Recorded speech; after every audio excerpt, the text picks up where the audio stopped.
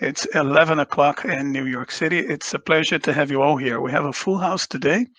Head count currently is 21. We have still a few colleagues joining us. It gives me pleasure to see many of you here for the second or third time, and also to see many colleagues that I know personally or with whom I've developed a good relationship over the many months in which we've been doing this.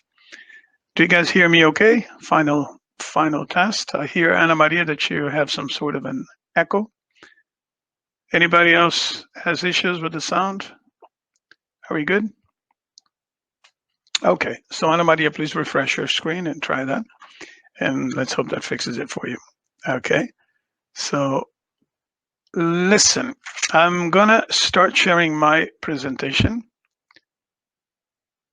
which I'm doing now. So if you now go to the top left corner of your screen and click presentation, you're going to see my slides, okay?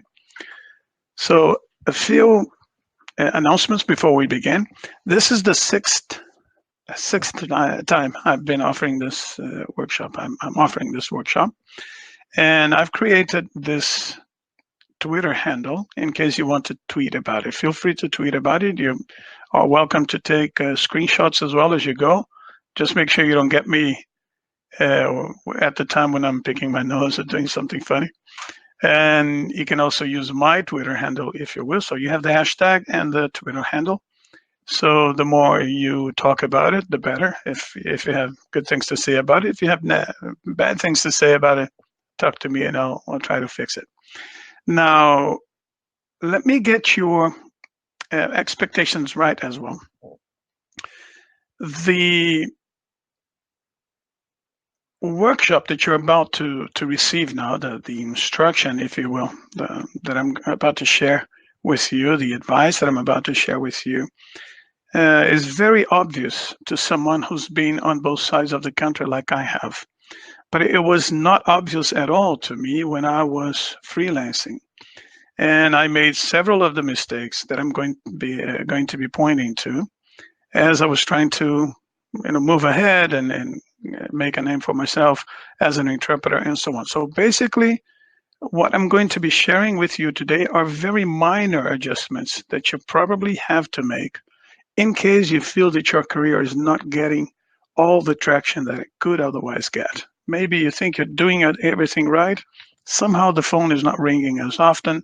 Somehow you're being passed by for the big gigs, and you're left wondering if it's it was the price that you asked too high a price, and maybe it was quality, and you start having second thoughts about whether you're a good interpreter or not, and so on. But most likely, what you're not getting right are things that have to do with your behavior rather than your quality as an interpreter or anything like that. So a little bit about myself before I proceed. Again, my name is Evandro Magalhães. I am originally from Brazil. I'm a conference interpreter. I have been for almost 30 years, actually 27 years. This is a picture taken on the 17th of March, 1992, and that marks my very first appearance as an interpreter. This was at the lower house of Parliament in Brazil. The man in the light suit is called Ibsen Pinheiro. He used to be the Speaker of the House. And I'm the guy in the middle, of course. And to my right, you see the Duke of Edinburgh, Prince Philip, who was visiting the Parliament. And very last minute, they realized that they didn't have an interpreter. And then somebody, they panicked and they didn't know what to do. Of course, the Duke brought his own interpreter, but at that point, I guess my colleagues didn't realize that was the case. So eventually they came to me because I had spread the rumor that I could speak English. And they asked me to do this. And again, I had no training. I had never done this in my life. And as they know, ignorance is bold, right? I didn't know what I was getting into. And I said, yeah, sure, I can do this. And before I knew, I was sitting in this uncomfortable chair. At that point, when I saw the press and all the representatives and so on, I tried to dodge the bullet. But at that point, it was too late. So I had to try and swim or drown. And again, this was one of those 20-minute conversations where it's just chit chat and gift exchanges and so on. Nothing serious really was being discussed, thank God. And somehow, again, I survived the first experience. And the fact was that I liked it very much. And so despite all the scare and the adrenaline rush, or maybe because of that, the bug of interpreting bit me that day. And I decided to look more closely at it. And then I started going after colleagues who were doing this and so on. And slowly I made my way into the profession. So at that point, I was a clerk at the Houses of Parliament. I had taken a very rigorous contest to be there. I come from a family where both my mother and my father work at this institution. They've retired with a huge pension and so on. So when I announced that I was going to quit this job to set up my own LSP and start, try my luck as an interpreter, they actually wanted me to undergo psychiatric evaluation and so on. So eventually I put this on hold for as long as I could. And eventually I took a leave of absence for 2 years. And when it became impossible to keep both jobs, I resigned and I never looked back. And I had a translation agency in Brasilia for about 17 years.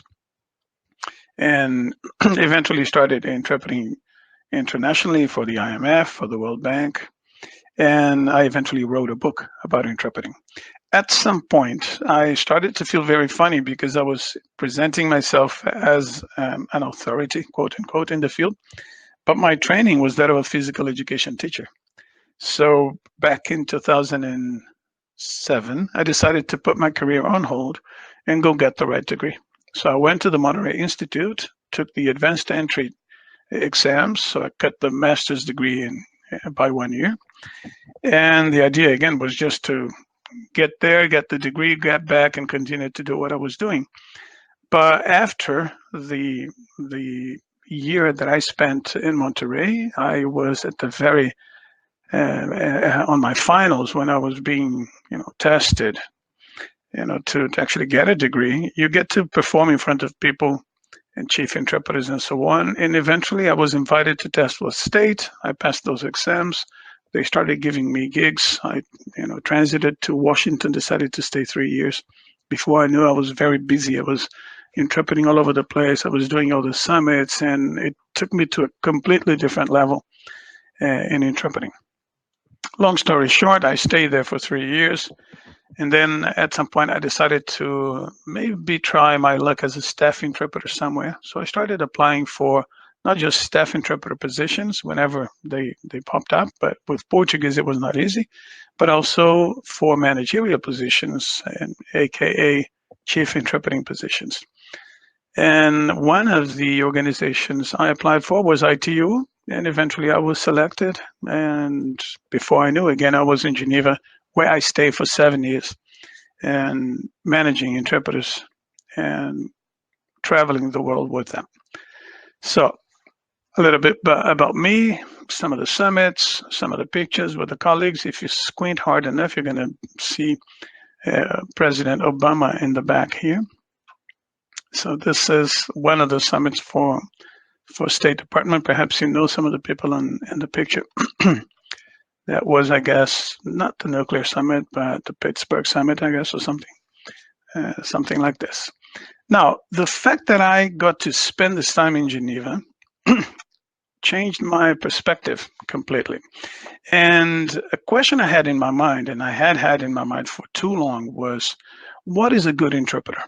And if I ask you now, for example, are you a good interpreter? Please raise your hand if you are a good interpreter. You are probably going to raise your hand because you trust your interpreting abilities, right? But the question I wanted to ask was, in the mind of those who hire me, what is really a good interpreter? And the answer to that question, depending on where it's coming from, may vary considerably. So let's give it a try with you guys here and have a little survey about this. So I'm actually off my presentation for a second, and I'm going to ask you a question. So I have started a poll. So if you look on the menu bar to your right now, you're going to see a red dot where it says polls. Please go there, click on polls, go to polls, and you're going to see a question. It starts with a good interpreter. Sorry, there's a typo here. Should be a good interpreter is someone who, and then you're supposed to fill in the blanks. Okay, so choose the option that makes more sense to you, and then hit submit. Let's see what we come up with. So I'm going to give you a minute. I'm actually going to go ahead and vote as well. Maybe I get it right. Of course, those of you who are taking this for the second or third time know where I'm taking this. So you're welcome to hit the right button. There's no right and wrong, but you can hit the right button if you will. So let me give you another second as everybody voted. Okay. Can you find it, Michael? It's on the menu bar, on the side menu bar, where it says polls. Or it's on your bottom menu bar if you're on the cell phone. Okay. So let me go ahead and end the vote now. So I'm going to end this vote, and I'm going to publish the results. So if you go back to polls now, let's see who said what. So go to poll results, and there you go. So 9 of you think that a good interpreter is someone who has a great attitude. 2 of you think that that's someone who can interpret flawlessly, impeccably. And 4 of you are saying that a good interpreter doesn't screw up, or 5 of you has to be a very good team player. So as I tried to answer that question, eventually after trying my hand at some of these options and going more or less pretty much where you're taking this and so on, I found myself with a good friend of mine. We were on mission in Costa Rica. It was my very last assignment before I went to Geneva. And we had dinner one night, and I asked her, I said, in your book as a chief interpreter, what is a good interpreter? Her answer was very simple, but it changed forever the way I looked upon interpreters and the way I present myself as an interpreter. And this is pretty much where I'm grounding what I'm going to talk to you about today. Basically, she said, listen, a good interpreter is someone who doesn't create problems. A good interpreter is someone who doesn't screw up. A good interpreter is someone who gives me peace of mind. And I say, yeah, but you want someone who interprets correctly. She says, yes, if they don't interpret correctly, they're screwing up. Yeah, but again, you want someone who's easy to work with. Yes, because if they're not easy to work with, they're screwing up. So you can screw up on many counts. You can screw up for not having the right attitude. You can screw up for not interpreting correctly, being a lousy interpreter, not preparing. You can screw up on different levels, basically, right? But at the end of the day, what matters here is that you present a package that makes you easy to work with, while getting the necessary quality into the mix. Okay. So as you present yourselves now, going forward as an interpreter, try to answer that question: am I screwing up? Am I being difficult? Am I being easy to work with? Am I matching the quality of my work with the quality of everything else that I offer? So it is in light of this question and the answer I heard from my colleague, which I later had the opportunity to confirm for myself in my own demeanor as a chief interpreter. It is from that understanding that I'm bringing to you the 7 pieces of advice that I'm going to be sharing with you today. So basically, and at the end of those 7 years and so on, having seen all sorts of bad attitude, good attitude, bad interpreting, good interpreting, poor team work, and otherwise, I developed 7 pieces of advice that I'm going to share with you today, starting now. So, secret number 1, or piece of advice number 1, is this, and I'm going to present the 7 pieces. I'm going to talk about them, and then I'm going to actually spell it out to you in terms of what you should and should not do, again, according to to the way I see things, okay? And then we're going to have a discussion. So the first thing to keep in mind is the thing I just talked about. Quality is a package, right? And good interpreting, good interpretive abilities and so on, the ability to really keep up with speed and prepare well and be ready for no matter what kind of speech, having the right expertise, the right experience is, ranks very high on the list of any chief interpreter. But so do all the other aspects that I just mentioned. Having a collaborative attitude, having the versatility that allows you to play in different roles, or that allows me to staff you in different capacities. Having the speed that I need, and not just in terms of interpreting, we're going to see what that is, when I need you to reply to an inquiry, and creating the relationships with me, with my team, with everybody else around you that actually matter when it comes to working as a team. Now I've given a little bit more of meat to those aspects. So when it comes to attitude, for example, everybody wants to, of course, have skills and be a good interpreter and so on, but the attitude you bring to the table will actually beat your skill. Meaning that any chief interpreter would prefer to work with a good interpreter with a great attitude than a great interpreter with a poor attitude. Keep that in mind. So attitude beats skill. Also, versatility beats specialization. It's always good to do medical and be the king of medical, or be the best diplomatic interpreter you can find. But on occasion, if you can't do something else, you're going to be limited in the kinds of offers that you get.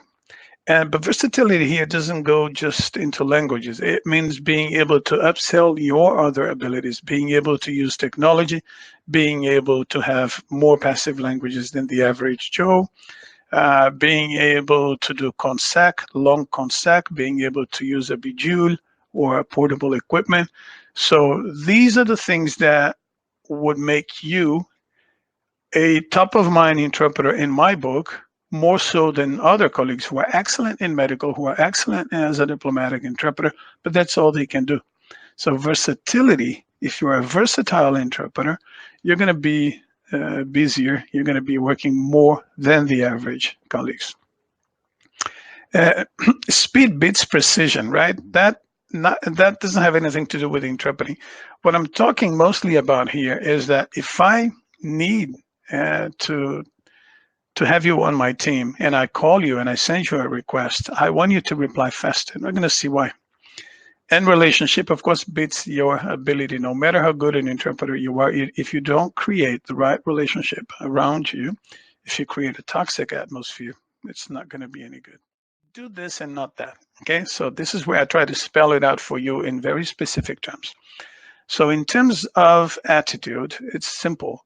You're being invited to be in the booth for 6 hours and do the best you can to live and let live. And that's the advice I give you. Many people come into the booth and they get annoyed because the boothmate is annoying, because the booth doesn't smell well, because the sound is not the best, because there's something that's not perfect. You're always going to find something that's not perfect. But keep in mind that this is just work, and this is just 6 hours of your time in exchange for maybe $1,000. Adapt to what you can without creating more stress for yourself, and get through the day, do your best, and move on. If you start to dwell on the negative things, you're only going to make yourself miserable and create more problems for everyone around you. Now, be positive also. This is, again, part of being in the right attitude mode. So very often you have interpreters that you come to them with an offer, with a proposal.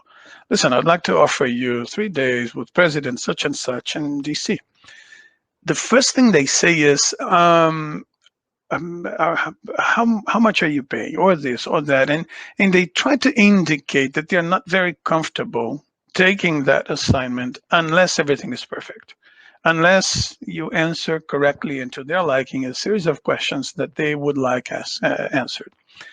And that is a put off, because I'm in a hurry, I'm going to you, I expect you to be excited about what I'm bringing you. But the first thing I hear is, I don't know. Let me check. I'm not sure.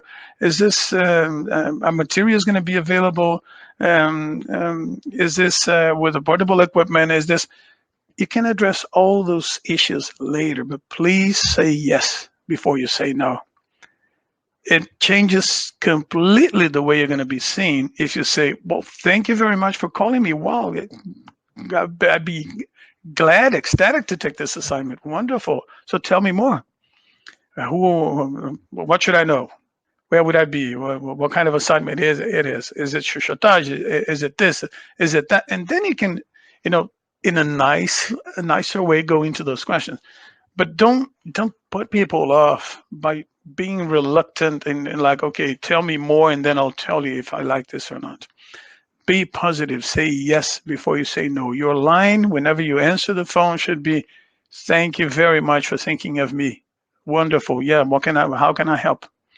And then if at the end the assignment is not particularly what you're asking for, what you really had in mind, at that point you can say, "I don't think I'm your best person for this assignment. I don't think I'm the best match, the best fit."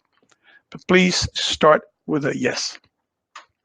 Remember, I spoke about speed, right? What I meant was, if I call you and I need to know if you're free for an assignment, please reply within the hour if you can, or within a few hours if you can.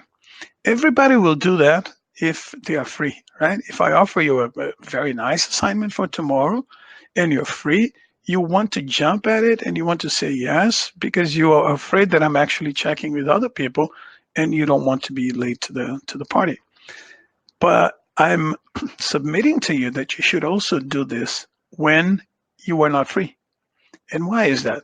Because, okay, you're having lunch, your phone rings, or you see a message from me, and I want you on my team. I'm checking your availability. You know you're not free on that day. Then you say, okay, let me finish my lunch, maybe have dessert, maybe walk my dog. And then at some point, I'm going to say, well, thank you, but I'm not available. I'm not available anyway. If you don't reply fast to say, well, thank you for thinking of me. Unfortunately, I'm not, and I'm taken on this day. But please come back, keep checking back with me because I love to work for you. If you don't do that and it takes 48 hours for you to reply, next time you're going to be the last person I call. So tomorrow, if I need to check your availability again, I say, well, that person takes forever to respond. So let's try the others first because I need a reply fast. So let me go to Michael. Let me go tomorrow. Let me go to Ana Maria. Maybe they reply fast. If they reply fast and they're not available, I go to the next on the line. Eventually, I'm going to get to you. But you're not going to be the first one I call.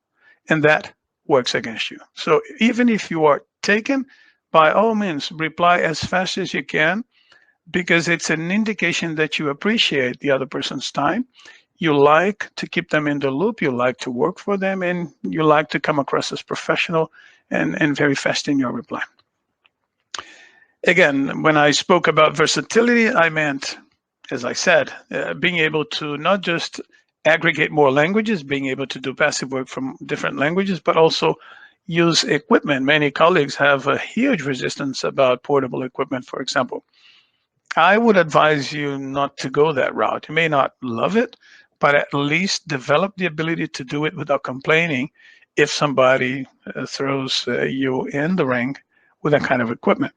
And develop different skills, sight translation, the ability to look at a document and translate as you read, long consecutive, which is not very intuitive if you don't practice it, if you don't develop your own set of symbols and so on. And of course, the ability to use technology. Our field is changing fast, and it's all about remote interpreting these days. Kudu is a good example of that. And not just that. So this paperless interpreting these days, there's a lot that you can do with technology, right?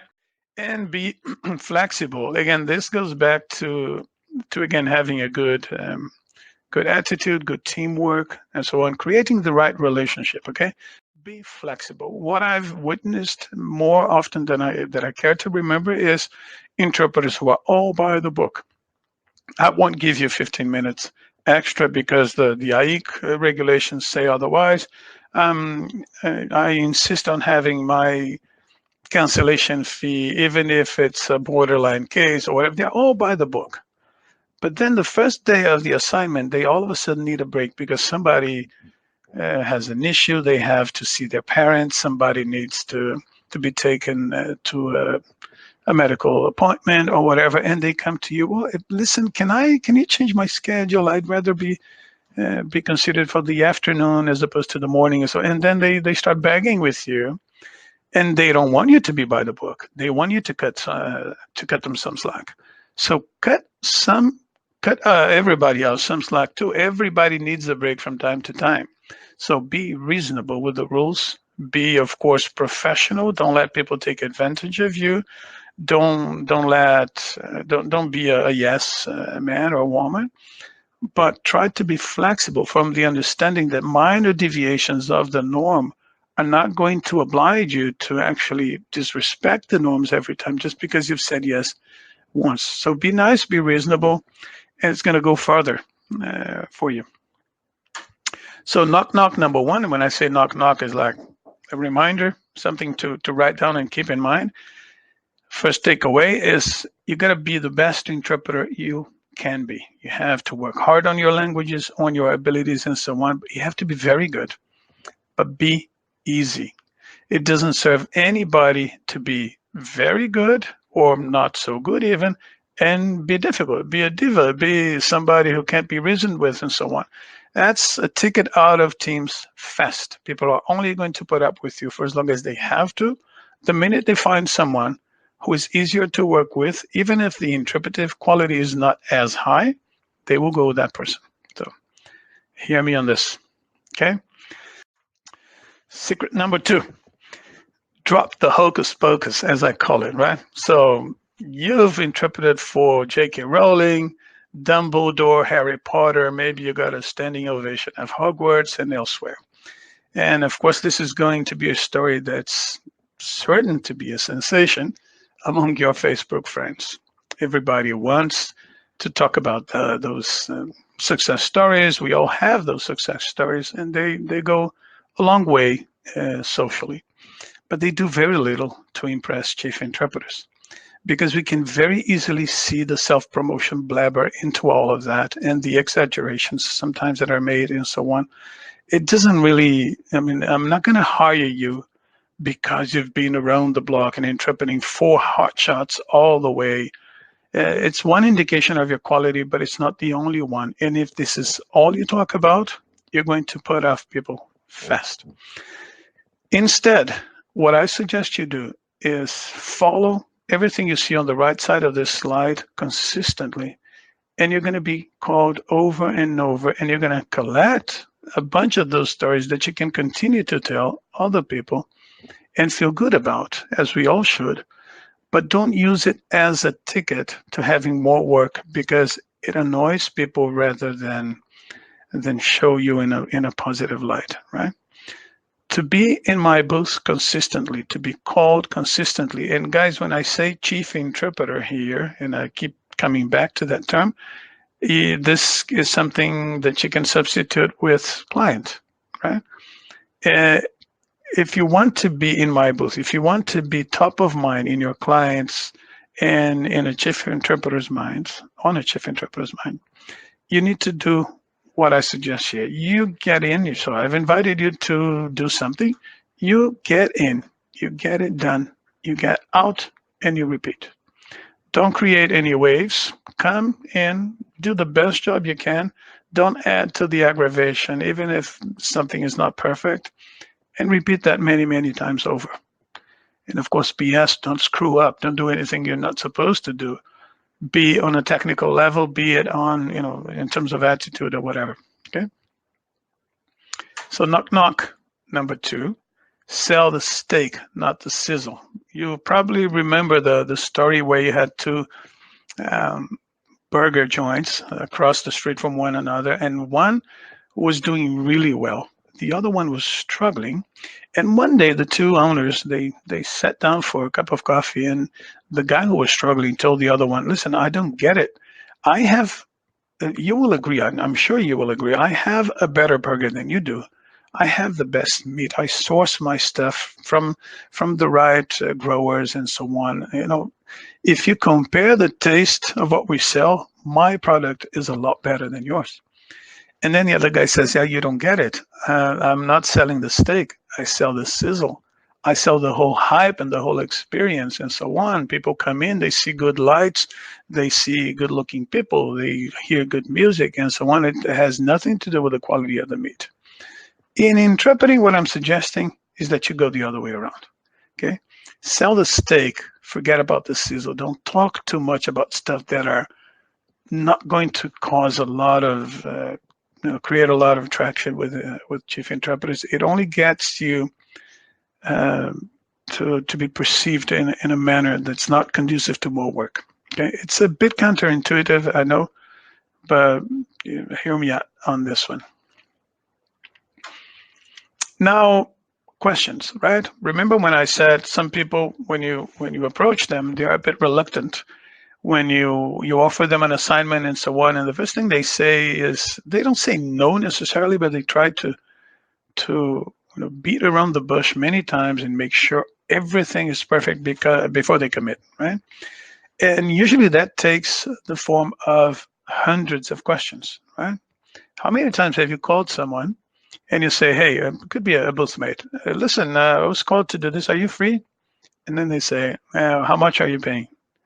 Where is it? What is the subject?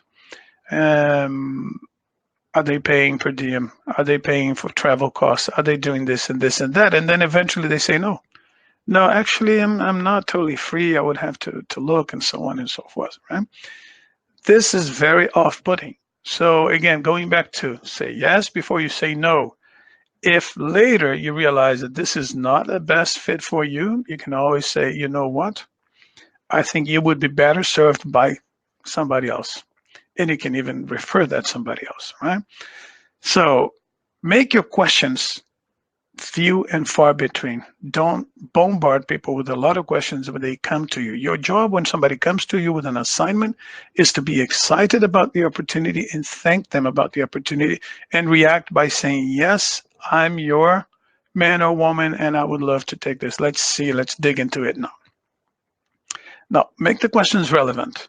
Make them timely. Don't ask questions too soon. Maybe the person is about to tell you all of the things you're asking for. So give people the benefit of the doubt and be concise, especially if you're sending emails. Don't send long emails elaborating on why you need to know this and this and this and that, because people don't have the time. Let me be a bit more specific.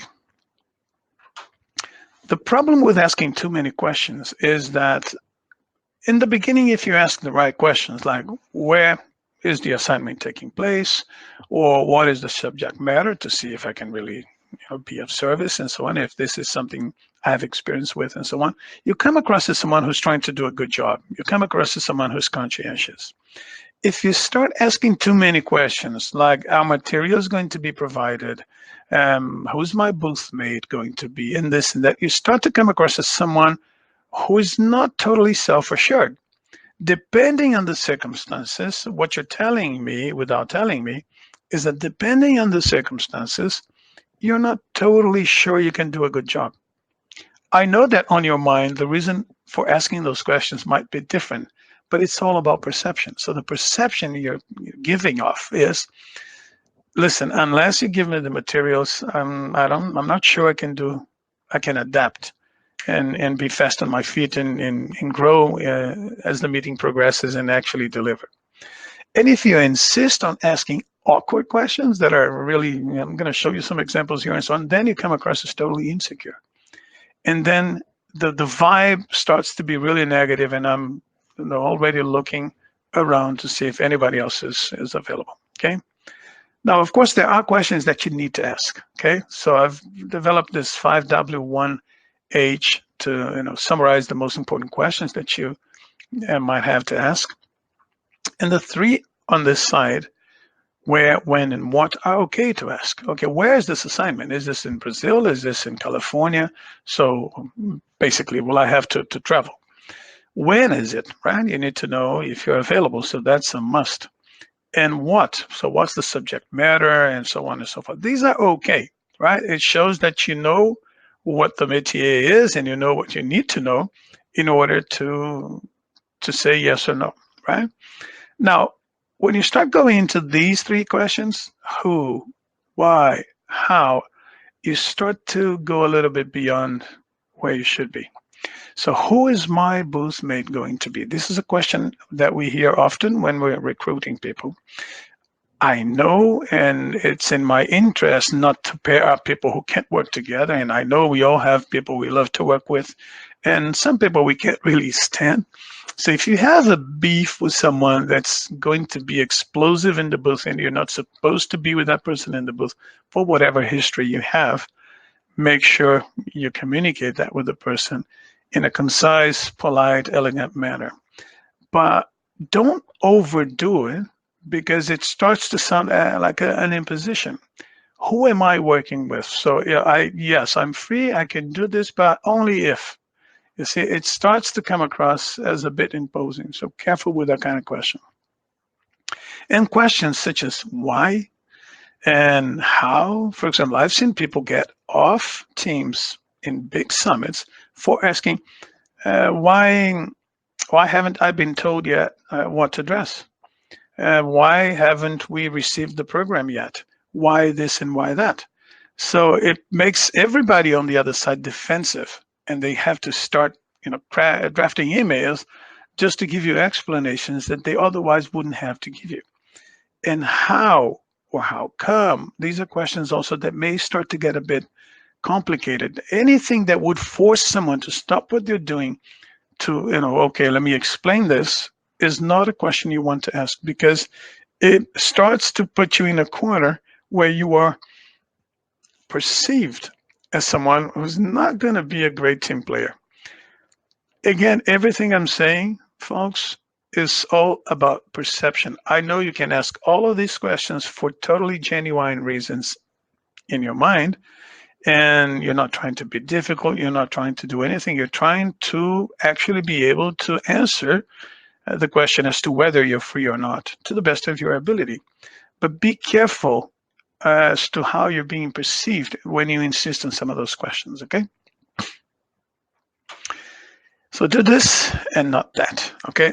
First off, look for answers somewhere else, okay? So for example, if you are looking for things that you can find online, by all means, do that research online. Don't ask the person, don't burden the person with things that you could easily find elsewhere. Now, drop the awkward questions. I've had people ask me if I could put them, yes, I can take this if you can, but make sure I get the window seat on the flight to Moscow, or awkward things like that. And again, what's the weather like in Geneva in that week? You see, I want to know because I want to know what to pack. Fine, you can go online, check it out, talk to your travel agent. It's not my job to tell you that, right? Even if I can, it's again one layer of communication that we don't have to have. And don't ask for things too soon. Okay, is the program forthcoming? Are you going to provide materials? These are things that I, as a conscientious recruiter, will give you anyhow down the road. So don't ask too soon, not to become a problem that I have to address in the middle of something else I'm doing. Now, I don't want to sound like, oh, the chief interpreters are too busy and they are divas and they're trying to impose their rules. They don't want to be bothered. No. It's just that you're not the only person we're dealing with usually. We are trying to staff a meeting sometimes with 75 interpreters. I've been on mission with 75 interpreters for 4 weeks back to back. It's a lot of work. It's a lot of moving pieces and so on. So time is of the essence. We're trying to be nice and cooperative. If I have time and I'm a people person, I will have long chats with you. I don't mind. But if you get me on a bad day where I'm trying to put a report together, okay, these are the interpreters I'm taking to Dubai, I don't have time for that conversation. And if you insist, I say, well, please get someone else, right? It's just, it becomes trouble. It becomes work. basically, right? Now, be careful also with your assumptions, okay? Sometimes, very often, when you get, for example, a cancellation, okay, you immediately assume, if you are like 90% of the interpreters, that you did something wrong. And you're going to go and write an email in most cases saying, oh, I'm sorry, but did I do anything wrong? Did I do anything to upset you? And so on. Don't do that. Because when you do that, again, I might have canceled for a number of reasons. Don't go there, because if you go there, again, you come across as someone who's not very self-assured. And I know that we all have, as interpreters, a hard time assessing exactly where we stand as an interpreter, because there's no objective measure of how good or bad we are. We're always comparing ourselves to our own performance the day before or to somebody else's performance and so on. There's always this sense of insecurity there, but don't voice that. Don't say, well, did I do something wrong? Did I do something to upset you and so on? No, just say, well, I take note of your cancellation. Thank you very much for thinking of me anyway, and I would love to do this next time, so keep calling me, okay? And don't ask for any satisfaction. Now, so it's the third time you do it. Why are you canceling me? Why don't you cancel somebody else this time, okay? Don't do that, because you're gonna get people angry. And always be very polite and appreciative, okay? No matter how upset you are with the cancellation or with whatever is going on and so on, don't let the anger come to the surface. If you feel you're angry, and you might rightly be so, let it marinate for a day. You can even write the email, but let it rest for a day. Come back to it the next day, and you're going to remove maybe 2 or 3 paragraphs. If you let it rest another couple of hours, you're going to maybe change some of the adjectives. Eventually, you might even realize you don't have to send the email at all. So I don't know about you, but I've been burnt more than once for saying things too quickly and on a hot temper. So be careful, be appreciative. Nobody's trying to give you a hard time for no reason. People are under pressure sometimes. They're doing things that are even contrary to what they believe. They're being told sometimes to take action they don't want to take. So give them the benefit of the doubt and be polite and appreciative as often as you can, okay? So knock 3, less is more when it comes to questions, when it comes to the kind of issues we discussed here, okay? Any questions so far? Let me check back with you real quick. Are we good? All good, give me a thumbs up, all good, and we're gonna continue. Are we good? Anybody? Good to go, very good, okay. Now, if you don't take anything else out of this workshop, take this. Ask and you shall receive, right? You must have read this in the Bible or somewhere else, right? And it actually is part of most ancient traditions that in order to get what you want in life, you have to ask for it, right? Interpretation is no different. But I bet money that you as an interpreter feel uncomfortable calling a chief interpreter of a UN organization to say, I am free and I would like work. And for reasons I can understand. Maybe you think you come across as desperate. Maybe you think you come across as you don't have enough work. Maybe you think you come across as imposing or somebody who's kissing up, right? I'm here to tell you that you should drop those fears immediately, because it's a blessing for someone who's trying to recruit and staff large teams of interpreters to hear that someone they like to work with is free.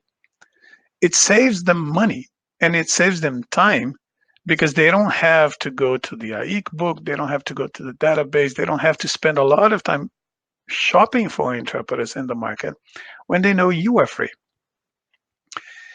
Now, there's a catch here, because most people will eventually do it. They will call and say, hey, I'm free, can you give me this or give me that? Or maybe consider me for this or that. But they will only do it when they are in a dry season and when they're really, really running dry. And then it has the opposite effect. So this guy only calls me when he is desperate, right? When he doesn't have anything else. When everything is going fine and it's the high season, I don't get those calls, right? What I'm saying here is that If you want to get the good gigs, if you want to be remembered, if you want to be considered, you have to knock on those doors that matter to you regularly. And you have to do that as a habit. You have to mark your calendar to call this and that and other client on a regular basis. Now, you know your clients better than I do, okay? If you know somebody is too busy, somebody has a certain personality and so on, and would rather not be bothered, don't go there too often, right? But the key here is, again, presenting yourself as a viable alternative, not begging desperately for money and for work. You're just flagging your availability from the understanding and the assumption that they like to work with you. They've given you work in the past. So they should be happy when you knock on those doors, right? So people who do that, people who on a regular basis send those reminders to recruiters, they have on average 40% more work. So this is one of the takeaways that I want you to take seriously and start doing as a habit, as a to-do, really, starting today. You will notice that you will slowly become top of mind for the clients, particularly those who like to work with you. If you don't call them, and you never do, they think you're really flying high, that you have more work that you can take, and they might not even remember you, right? Out of sight, out of mind. This is the knock knock in this particular session, okay, in this segment. So do this and not that. So send short but regular messages of availability. I'm talking about a two-liner, okay? Not a long email, nothing that would, again, take people away from what they're doing. Send on a regular basis a short email to say, dear such and such, I thought I'd check in with you again on any upcoming assignments. As you know, I love to work for your organization. So keep me in mind, let me know. I am free I have a good week where I'm free here and there and so on. But in any event, check back with me. I'd love to consider any assignment from you. Thank you. So 3 lines, okay? Or if you've had a cancellation, make sure to note that you're now available. So if somebody had promised you a week of assignments, all of a sudden they cancel it, and it's coming up in 2 weeks.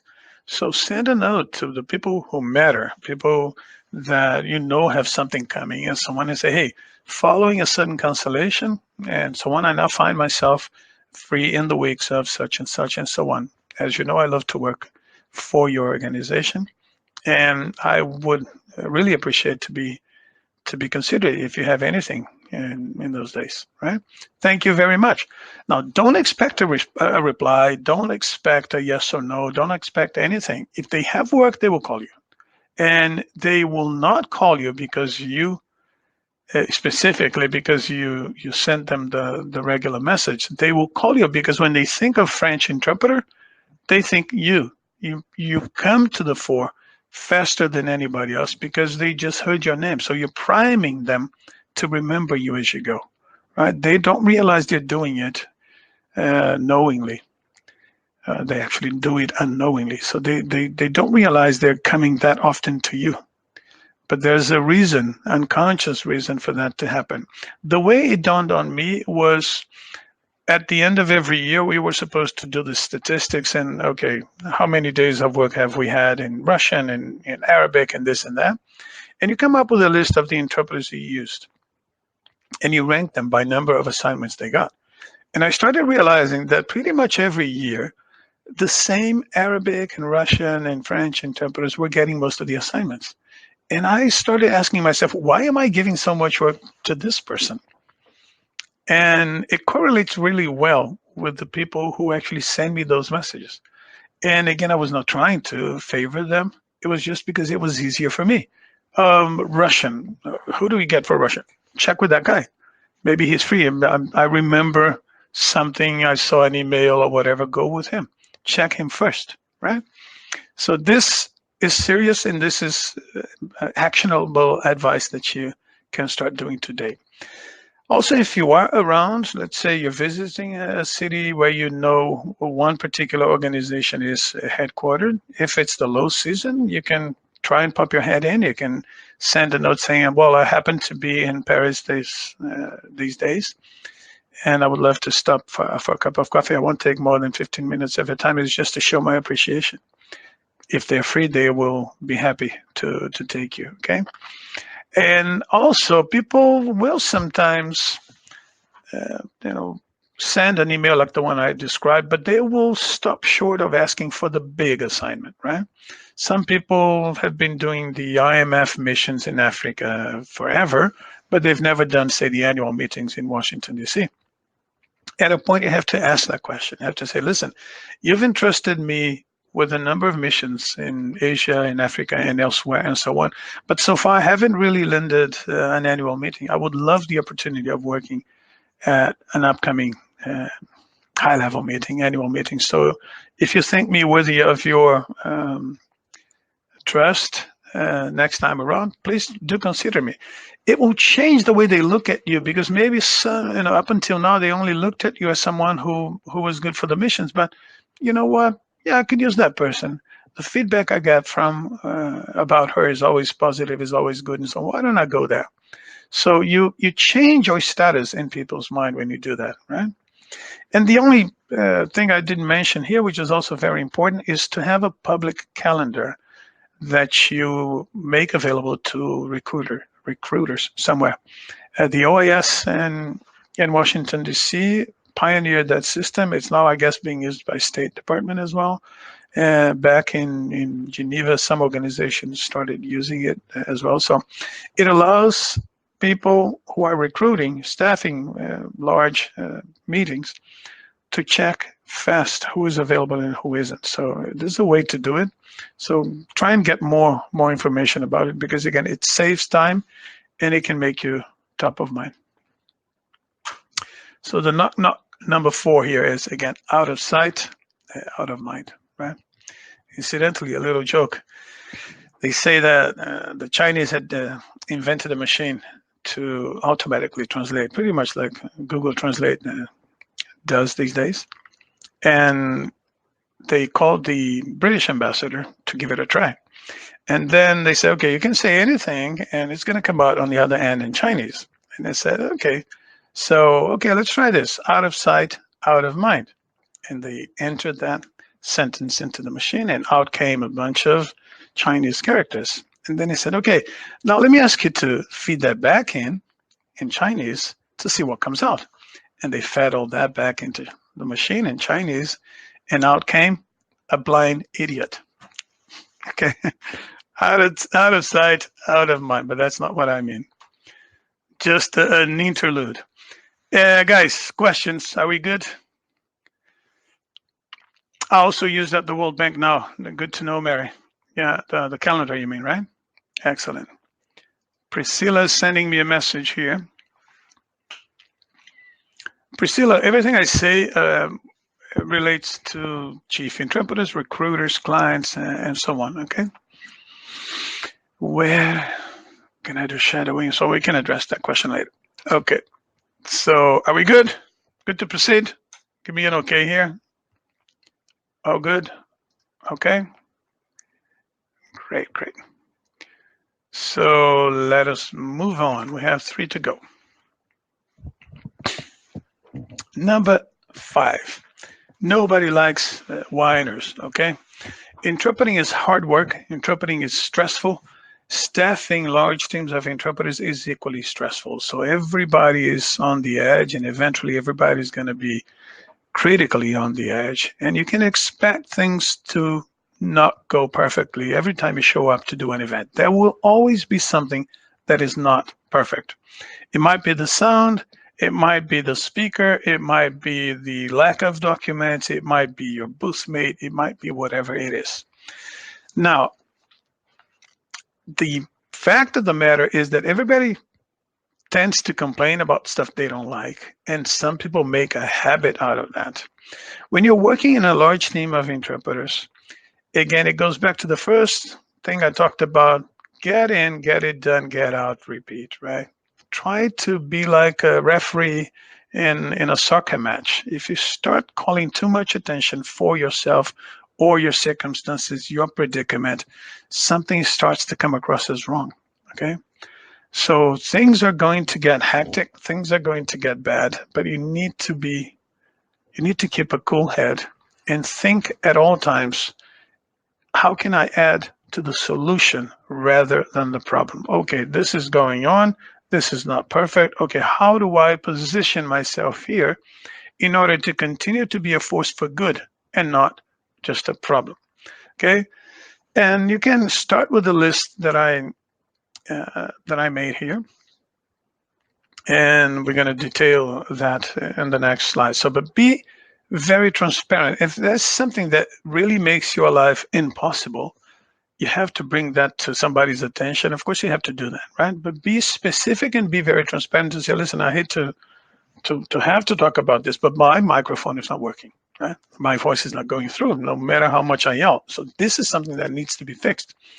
But you can be objective about it. You can be transparent about it. You can, or if there's somebody, yelling outside that really makes it impossible for you to work, you can address that point. Now, be specific. If the microphone is the issue, don't say the microphone is the issue. And by the way, and then you talk about someone or you talk about something else, right? So stay with what is really in need of being fixed. Be very specific and be useful. Can I help? I understand things are going on. How can I be of assistance? How can I be useful? And if you can't be useful, just step away and be neutral. Don't add to the problem just by complaining about it, okay? I once took 70-some interpreters to a large series of meetings in Dubai. We were put in a different hotel. Before we got there, we were notified that the hotel elevators were not working properly. So when you came to the hall on your floor, the button was not working. So you actually had to call the reception to say, can you send an elevator to the 15th floor? Or they would see you walk into the hall from the cameras installed somewhere, and they would send you an elevator. Never have I waited more than 3 minutes for an elevator. But going in, we knew this was an issue. And before we even got there, I started dealing with long emails of interpreters asking to be put on the second floor, the third floor. I don't want to be climbing stairs. I don't want to be doing this. I don't want to be doing that. That predisposed everyone, some of them, to complaining about all the things that were not perfect in that hotel.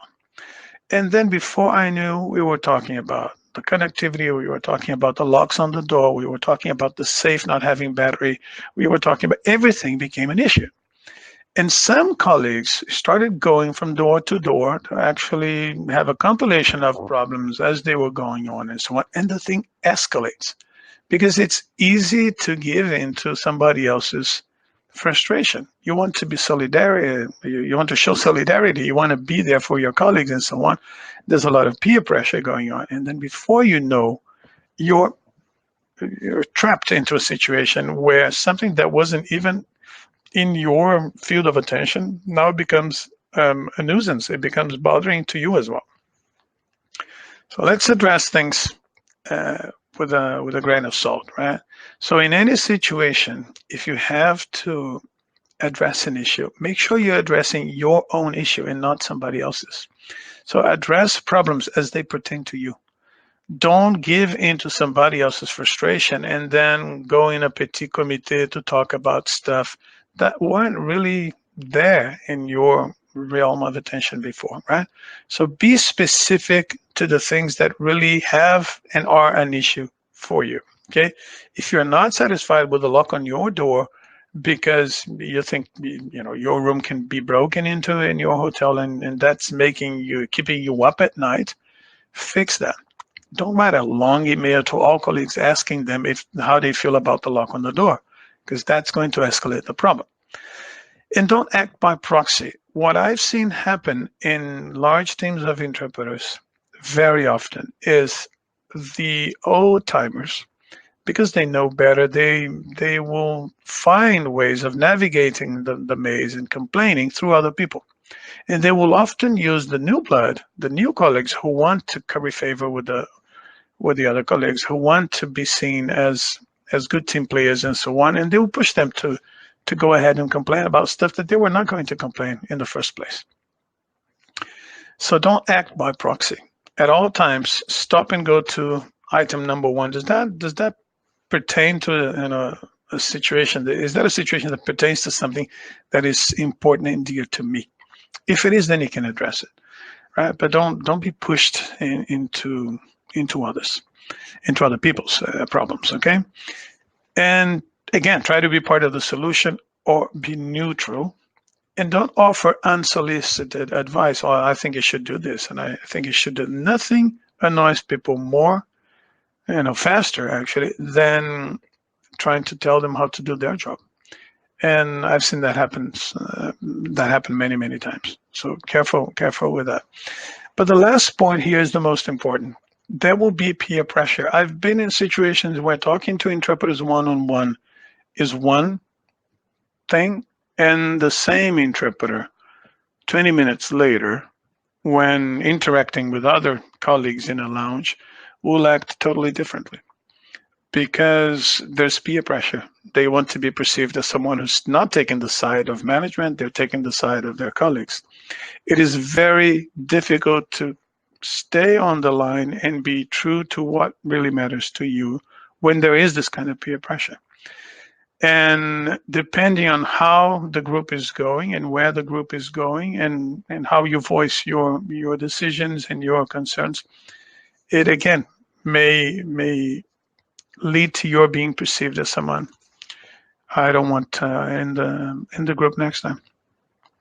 So try to be positive. Try to be a force for good. Try to be specific. You can share constructive advice. You can even share a few ideas if asked, but try not to be too negative about stuff that could easily be fixed otherwise, okay? And the knock-knock in this case summarizes things in a slightly different way. And again, like the advice I gave you to knock on people's doors, if you don't take anything else out of this workshop, take this. In a situation where things are getting tense, be sure to target behavior and not people. We all make mistakes. Sensible, caring, loving people make mistakes, but they deep down want to get it right. And if you start attacking people in what they are because of a mistake they made, you put everybody in defensive mode and they will counterattack, and then you escalate the situation unnecessarily. Right? It's very easy, sometimes even in our relationships, when you get to a level of anger, to start attacking your interlocutor way beyond the problem. You, instead of saying, I don't like when you do this, or I didn't like what you did, you start saying, you are stupid, you are careless, you are reckless, and so on. It's all about what the person is, right? Whenever you target the person because of a problem, it immediately puts you on a no-fly list, if you will, for next time. It creates a toxic atmosphere that people don't want to have to deal with. So be careful with that. Of course, you will be on the receiving end of some of that. And it's not totally fair to, of course, just warn you about this, because you might be just cruising along and all of a sudden a recruiter, a chief interpreter, a boss or whatever might dump a lot of stuff on you that, totally undeservedly. But the way you will react should also take this into consideration. Even if that happens to you, target that behavior with all your might, but don't target the person. Don't make the person into something they might not be just because of a mistake they made, okay? Two more to go, and these are going to be, a departure from the negative feelings that you've probably experiencing so far. So this, we're now going into two areas that are positive in a way. So up until here, I've been stressing things that are not totally totally flattering and things that we're trying to move away from. But now we start talking about things that we should do more of, and things that are good and things that are positive, right? And showing appreciation is one of them. As an interpreter, the first two words you will hear and say in 99% of your assignments are thank you. Because these are the words with which 99% of the speakers will open their speeches, their talks. They will come and they'll say, well, thank you very much for having. It's a pleasure to be here. And you as an interpreter are repeating those things. It's always the two last words you will say, because most likely they're going to end by saying, thank you very much for your attention, or simply, thank you. So by now, we all should have learned long ago that gratitude, appreciation should precede and succeed everything we do. Because whenever we're feeling good, whenever we want life to bring us more of the good stuff, this is exactly where we put ourselves in. Right? This is the kind of feeling that we try to anchor. And when we do that, it creates more positive things and more positive vibes, right? Now, this may come across as a bit, esoteric and so on, but the fact of the matter is that not just every ancient tradition out there talks about the importance of appreciation and gratitude. They also emphasize the fact that from all accounts, our universe is the result of thought forms, and basically what we call reality is a mere projection of what's been out there in our minds and that we are projecting out in the world.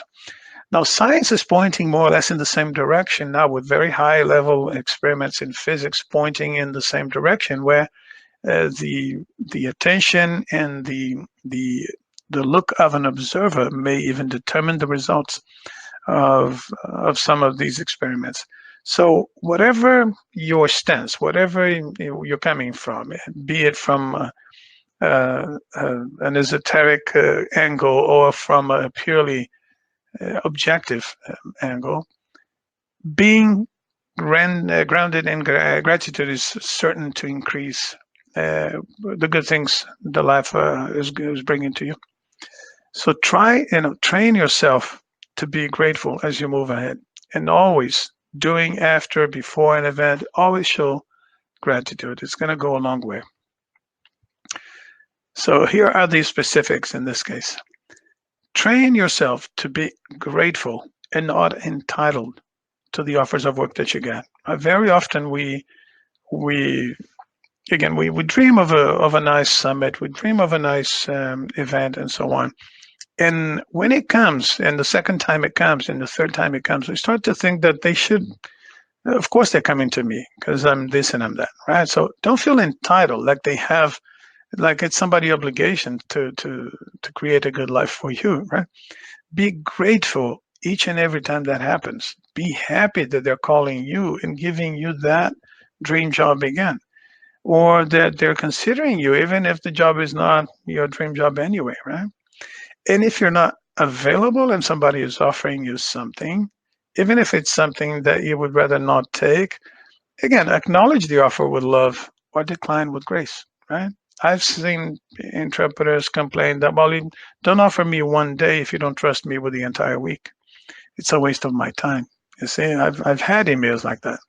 So again, any offer of work that is brought to your door should be met with gratitude, with appreciation, with a lot of positive feedback. And if you're not available, again, thank the person very much for having thought of you and then move on. Something else, appreciation, gratitude needs to be communicated, and communicated timely and communicated right. So make a habit to always send your clients, your colleagues, people who have helped you bring a day of work to fruition, a thank you note. If you do that on a regular basis, and by the way, here in my cabinet, for example, I have even physical cards, thank you cards, that I keep handy, because I want to acknowledge the work and the actions and deeds of people who help me make my life what it is. So the fact that you're doing it already makes you stand out of the crowd because nobody does it. Believe me. They will say a thank you along with the invoice, which is not the same thing. Here's the invoice. Thank you very much. That's not it.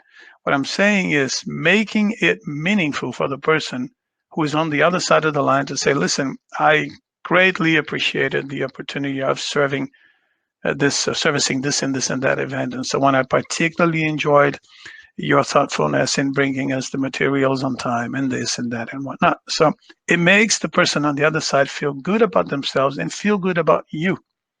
Now, don't do that, of course, just to curry favor and get more work. The key here is being truthful, being honest. You don't do this because it brings you more work. You do that because this is what you do, because you know this works into the big picture where you not only feel better, but you also, in a way, train life to continue to bring you the good stuff, right?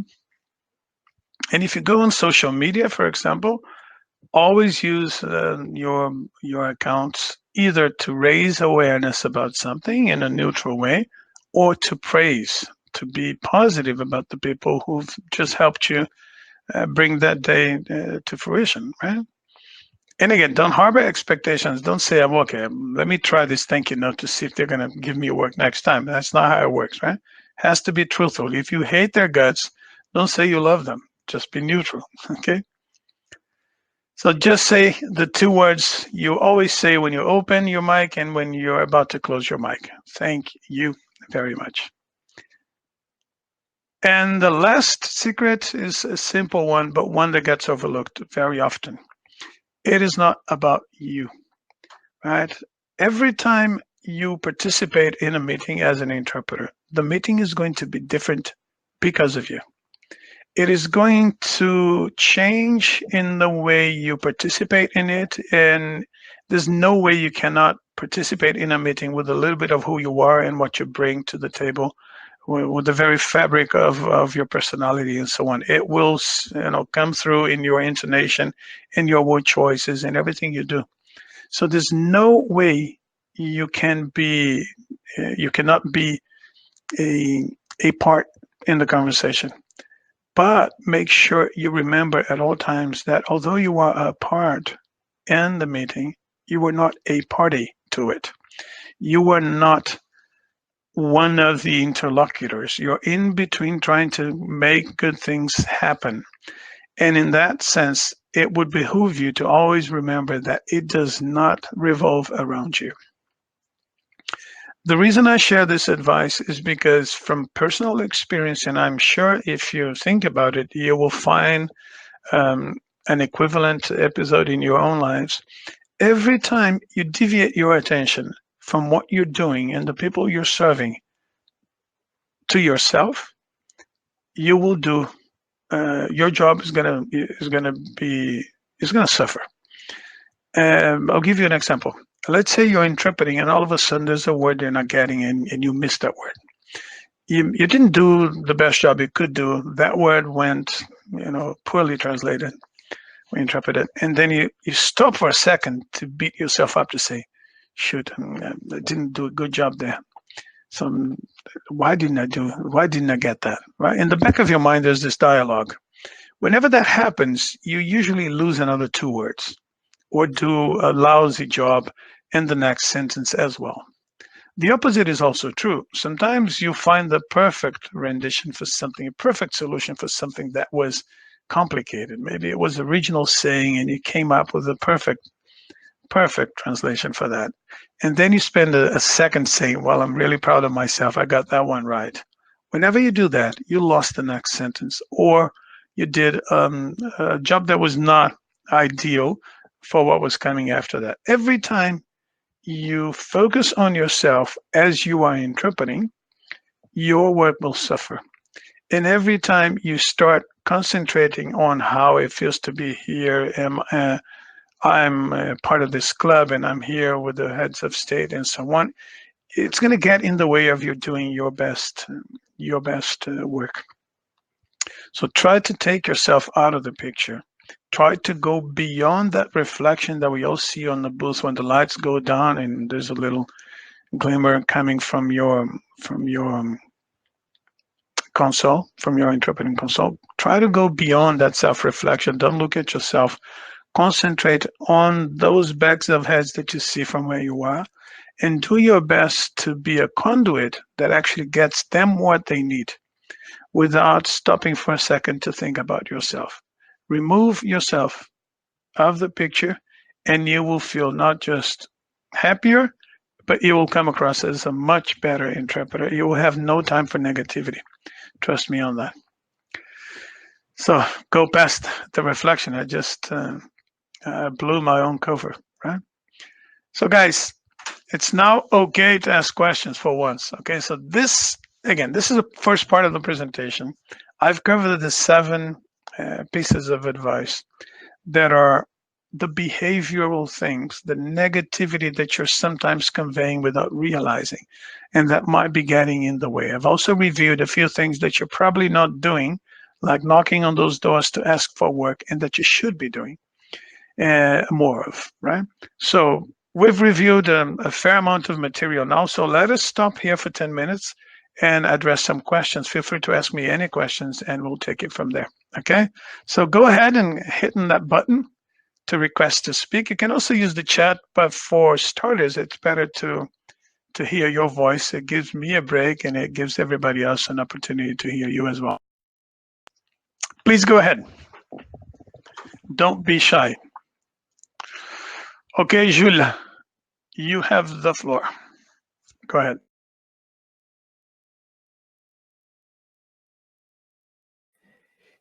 Thank you, Evandro. I had 2 quick questions. One was, I'm still in this master's degree in Toronto, and so perhaps I should know this, but when you say long consecutive, do you mean something 10 minutes and up? Is that the sort of thing you meant? Yeah, when I say long consec, it's upwards of 5 minutes or more. Sometimes in Monterey, we start with 5 minutes and we go all the way to 8 minutes without breaks. Okay, good. Thank you. And the second question, you said we should be able to respond within the hour, and I agree with you. I think that's very positive.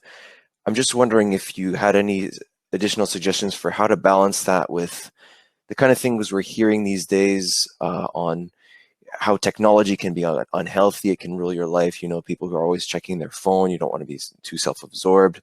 So, of course, you want to be available. You want to respond in a timely manner, but you don't want to be addicted to your phone either.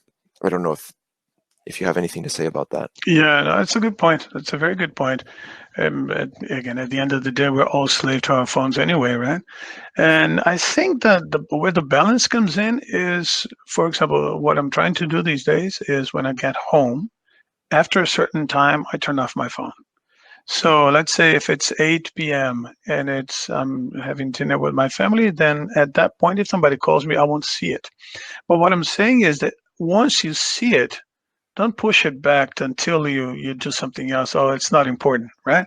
As soon as you see it, be it because you're on top of it, because you have your cell phone on you all the time, or whenever you do see it, respond fast, right? And if it takes you a while because you were not looking, you could even add a note to say, I'm sorry, I had my phone off, or my phone was dead, I didn't realize. Sorry, I couldn't reply earlier, right? So the idea is, of course, to keep a good life-work balance where you don't bombard yourself with this pollution, right? This whole electromagnetic pollution all day.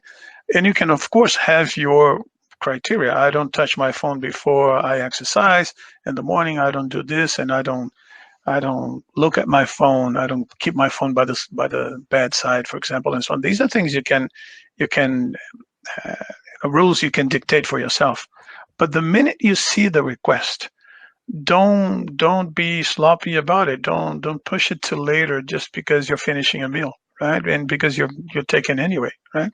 As soon as you acknowledge the call, go ahead and answer. That's my advice. Thank you. That makes a lot of sense. Great. Thank you, Jules.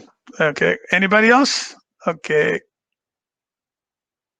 I have Kirill. Go ahead. Kirill, you have to tell me how to pronounce your name. So then I'm coming to Monsi and Mary and Sandra. Go ahead, Kirill.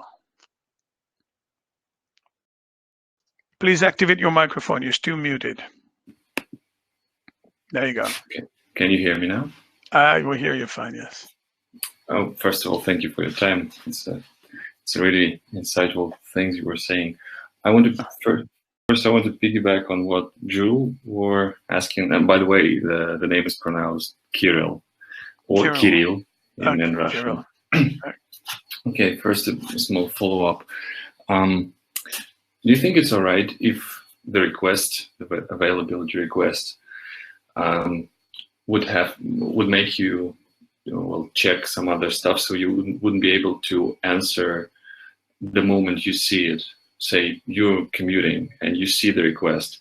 You think it's all right to shoot a quick message saying that thank you for the offer, I'll get back to you in like an hour, 2 hours, 3 hours, and then once you have all the info, you get back to this person and give your full answer? Or you rather propose a touch it once principle? You see an email. Again, it's all about common sense, right?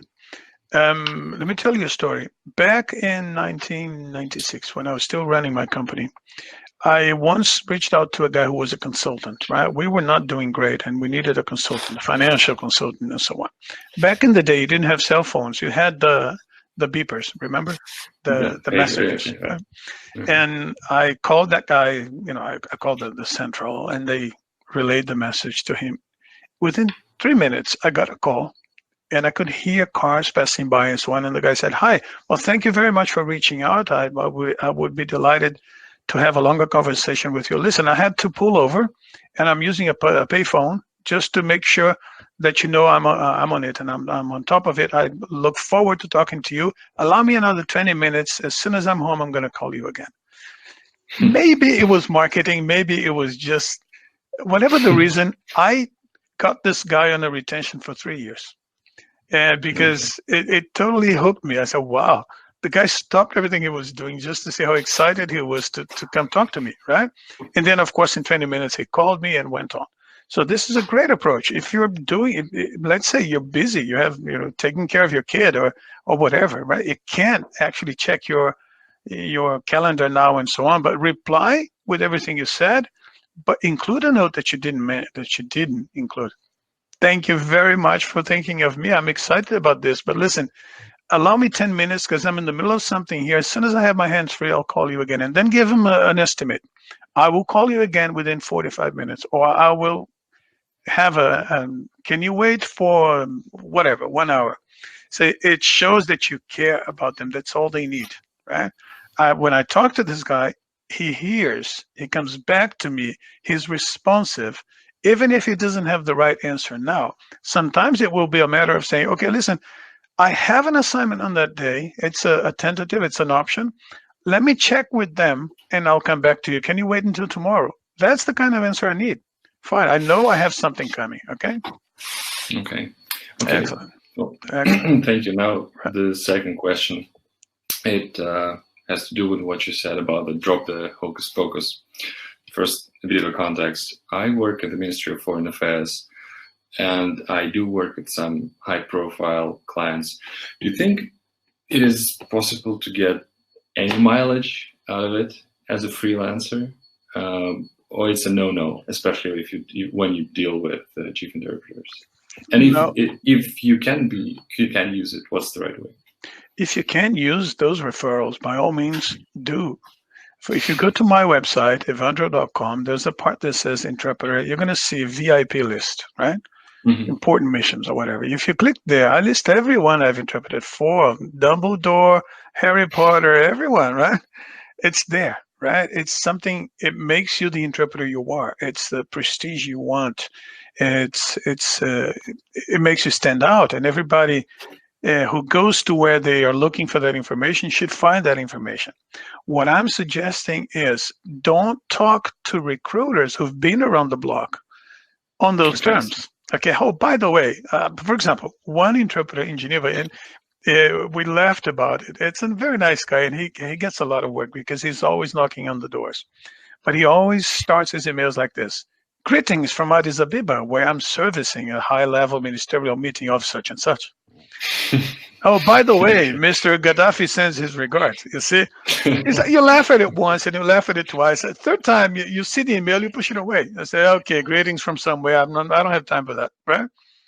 Eventually, Okay, I will yes. come to him because I know he's always available and eager to work for me, right? I'm not saying you shouldn't be proud of your achievements, Carol. I'm not saying they shouldn't be somewhere on your CV prominently where you talk about them and you show them, because they compose the image of who you are.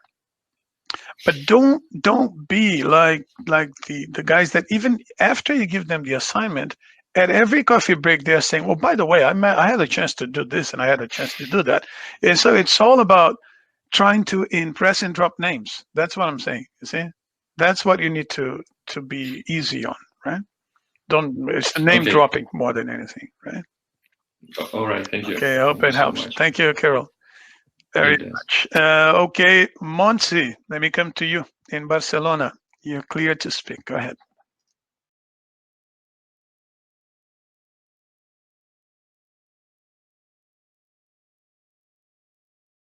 Your microphone is muted still. There you go. Can you hear me now? Yes, I hear you fine. Okay, great. So greetings from Barcelona. This is Montse. Nice. It's been great so far. Thank you very much. Thank you. My question is kind of linked to Kyril's question about sharing or oversharing, the gigs you've interpreted at, especially in social media. So what do you think as a chief interpreter or as an interpreter recruiter about these people who constantly or very often share, the places they are interpreting in and the important people they are interpreting for on social media? Because I come across, every now and then to these people on LinkedIn, on Twitter, and on, sometimes occasionally I also organize interpreters teams. And on the one hand, I think, okay, these people might be breaching some kind of confidentiality. I don't know. So I wonder if they are professional. So if they stick to the code of ethics and so on. But when you're looking for someone in a particular combination, these names, these people who are always there sharing what they do are the first ones that come to your mind. So I kind of have mixed feelings about it. Yeah, excellent question. In the second part of this, I'm going to talk specifically about that. What I think about it is one thing. What happens in real life is a different thing. And what happens in real life is that these guys probably have more work than those who are not doing it. That's a fact of life, okay? Now, there's the right way of doing it and there's the wrong way of doing it. And what you see out there is a lot of people showing pictures that they might be clear to show. That's number one. It might clear to show these pictures. I was the Obama picture you saw here and the first slide I showed. When I got that 10 years ago, when I got that picture, it was taken by the photographers, the White House photographers, and they sent everyone in that group a picture. It came with 2 pages of disclaimers telling us everything we could not do with that picture, right? Don't post it, don't do it, don't talk about it. And so I actually once called them and said, hey, can you tell me what I can do with the picture? Just jokingly, and they said, well, you can frame it and have it on your wall. So number one, make sure 2 things. You have the clearance to talk about the event publicly, right? It's not going to breach any confidentiality. It's not going to create any problem. Number 2, don't talk about a client trying to curry favor with a client and so on. If you got this through somebody else, if it's a client, a colleague, a booth mate who's actually bringing you, don't go around distributing your own business cards, and don't go on social media to say, I had the opportunity of doing this. It's not your client, it's somebody else's, right? So be careful of that. But we're going to address that down the road. But the point is this. If you get, what you see a lot of out there is people talking about assignments, but actually it's all about them. Look at me servicing this high level meeting. Here is me in hotshot such and such. Here is me servicing this, and it's me. Nobody is interested in that other than you and a few of your friends and your family, right? So it doesn't go as far. Now, the right way to do it is making it all about them. If you make a post that shows the picture and people know you've been there and you are there, that's the prestige you need. but it's all about them. Never before have I interpreted for someone who so well understands what an interpreter needs to do a good job. Thank you, Mr. Such and Such. Never before have I been at an event so superbly organized. I want to publicly recognize Mrs. Such and Such for bringing us the documents, Madam Such and Such for doing this and that, and my booth mate who saved my life many times. And you tag all these people. When they see that, they don't see the self-promotion. Oh, here's Evandro trying to be the hotshot. They say, well, how nice of Evandro to talk about me. Let me send it on. And they send it to their networks. And the organization is going to even make a newsletter post about this down the road, right? That they know how to treat interpreters. So, or that the product is good, or that the subject matter of the conference is really relevant. So, for example, as interpreters, we get to do a lot of mindless things and so on. It's not every day that we get to interpret something that's really interesting and can change the world. Mr. Such and Such is deep into research of this and this and that can change the world. You should know if you want to learn more about his research, here it is. And then there's a picture of you in the hotshot. I know you've been there. I know you have the prestige. I know you are the hotshot interpreter. But when the person sees it, he's not going to think for a minute that, oh, she shouldn't be talking about the event. Oh, I'm glad she did, right? And then it will move on and it will go from there, and they want to share that. So that's my take on it. Thanks a lot. Thank you, Montse. So I have Mary and then Sandra. Mary, let's try your microphone again. Let's see. Hopefully it will work. How is that? Does that sound all right? I can hear myself, but I can't hear you. Sorry, I was muted. Oh, okay. There you go. I was asking Montse to release the mic. Go ahead, Mary. Good to see you again. Hi, good to see you. I wanted to tell everyone that I did this with you. Let's see, I think it was last year, June. Yeah. And I put into practice every single one of your recommendations. How's that working for you? Well, at first it was working wonderfully because I'll tell everyone that I moved my domicile from Paris to Washington. I'm now in Washington. And I guess I kind of assumed that it would be an easy transition. I'd worked with heads of state and government, bilaterals, ministerial meetings. So I just thought I'll send people my CV. I went to the State Department, took the test. I'll send them that letter and I'm in. And that's not how it works. You really have to make contact with people. Like you said, share that calendar. More and more organizations are using those. And my big thing was checking in with heads of interpretation, building a relationship with them and saying, hey, I've had a cancellation, or hey, I'm around, let's meet, let's have coffee.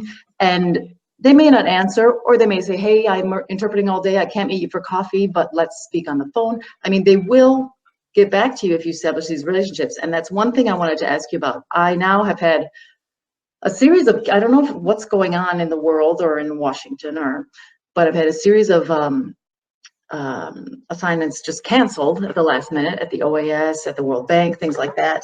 And so I'm kind of miffed by that, but I went to see the head interpreter at the State Department, and what he asked me, the first thing he asked me was, well, who have you worked with? So I know that you mentioned colleagues, having good relationships with your colleagues, treating your colleagues fairly, appreciating how they work on a team with you. And I'm finding that to be the most important thing, actually. Absolutely. Not my skills, not my calendar, but I realize that I need to work on, I don't want to call it networking, but meeting other interpreters and establishing good relationships with other interpreters that you work with. Nice. So, I mean, it's become essential, really, because when he asked me that, I kind of went, and I came up with a few names, but it kind of showed that I wasn't yet fully integrated in my, milieu in Washington and in the group of interpreters who work regularly, like you said. Mm-hmm. So, do you have any suggestions on that? I mean, I know there are organizations. There's AIC, obviously. There's TALS. how do you mentioned sending thank you notes to booth mates after, or just emails after working with them saying, hey, it was great working with you. And I think those are great suggestions. So I was wondering if you had any other ideas. Well, great to hear from you, Mary. Again, deep down, the things we're talking about, they pose a certain level of difficulty, right? And what my take at it is that by doing the things I'm suggesting, you start to break some of the barriers and you come closer to landing those gigs. Sometimes with some of the things you're going to be doing, it's immediate. With some of the things, it's something that accrues over time. Not doing it would make it a lot harder. That's for sure, right? So making some of the mistakes that we're discussing here would make it a lot harder.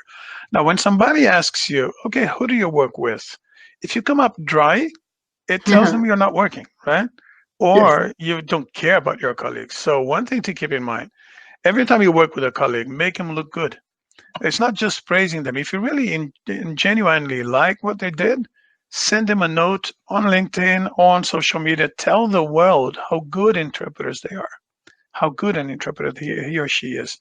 They will send it on and you will remember, because it will automatically start a conversation. Create a recommendation for them. Make it a habit to acknowledge and make them look good. And it's the same about your employers. It's the same about the AV company. It's the same about a technology company that's coming to the market. For example, I'm now with Kudo, right? Every now and again, there's one interpreter that out of the blue talks positively about Kudo. Well, I've tried Kudo. It's so interesting and whatever. If I need a Russian interpreter tomorrow, that's the first person I go to, right? Because I want to hear more. I want more of that buzz coming, right? And I'll check, of course, if he or she is a good interpreter, but that's where it's going to come. So my piece of advice to you is give first. Remember, we're going to talk about that in the second part. Give first. Go the first mile first. Offer your best.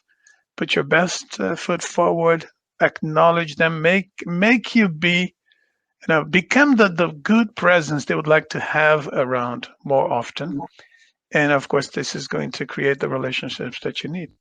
Okay, thank you. I just wanted to also to tell everyone that it's just a walking advertisement, but it's common sense, but it's also some of these tips that seem very simple, but they need to be done. Like you said, not doing them, nothing happens. Nice. Thank you, Thank Mary. you so much. Ivana. Thank you so much. And last but not least, Sandra. Can you hear me, Ewandro? I hear you fine. So how are you? Nice to be with the whole group. And thank you very much for sharing so gracefully all these thoughts that you have developed over the years. I wish I were able to internalize them even more than what I have. This is my second time as well. Like my colleague said, I have also done this workshop once before, and it was extremely helpful, and I decided to join it again because I felt I needed a refresher. And I was wondering if you could talk, you said only a few words about why you think that we tend to forget that it's not about us.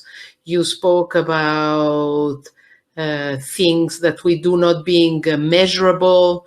And I find sometimes I work not directly usually with clients. I work through agencies, sometimes with government entities here in Canada. And I find the atmosphere to be sometimes very difficult. And I needed this a little bit like a search for some Zen Buddhism in your voice that will help me to go a bit further. And I was wondering, why do you think sometimes things are so difficult in our profession? Why do I come home so many times and tell my husband there's a bunch of crazy people that work in my profession, and it's very difficult to know how to manage, how to handle these situations.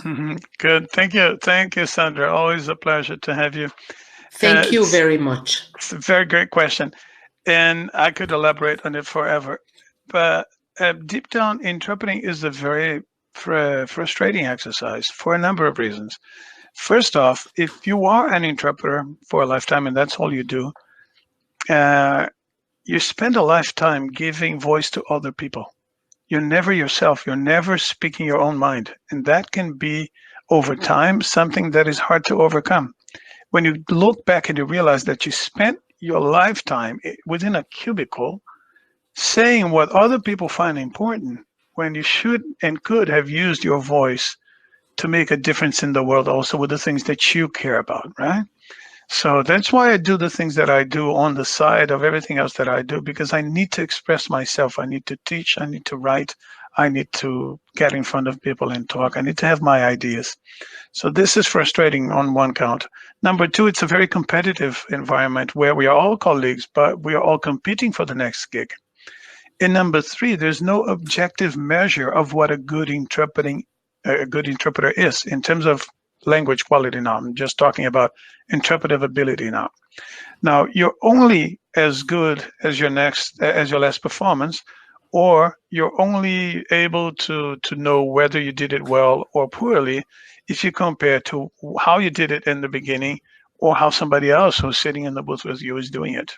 So very often, especially when you're working with someone you're not used to working, there will be a certain dynamic where there's competition, silent competition there, where somebody is trying to silently, take note of everything you're doing, feeling good when you get it right and so on, but silently and in a very sad way sometimes, and it happens to all of us if we're true to ourselves, feeling sometimes good that you're getting it right and the other person isn't, right? Mm-hmm. Or getting this kind of competition where somebody, just by offering a terminology suggestion, the person turns to you and says, no, but this one is right too. And then before you know, there's some debate there. And when all you were trying to do was just compare, help and assist.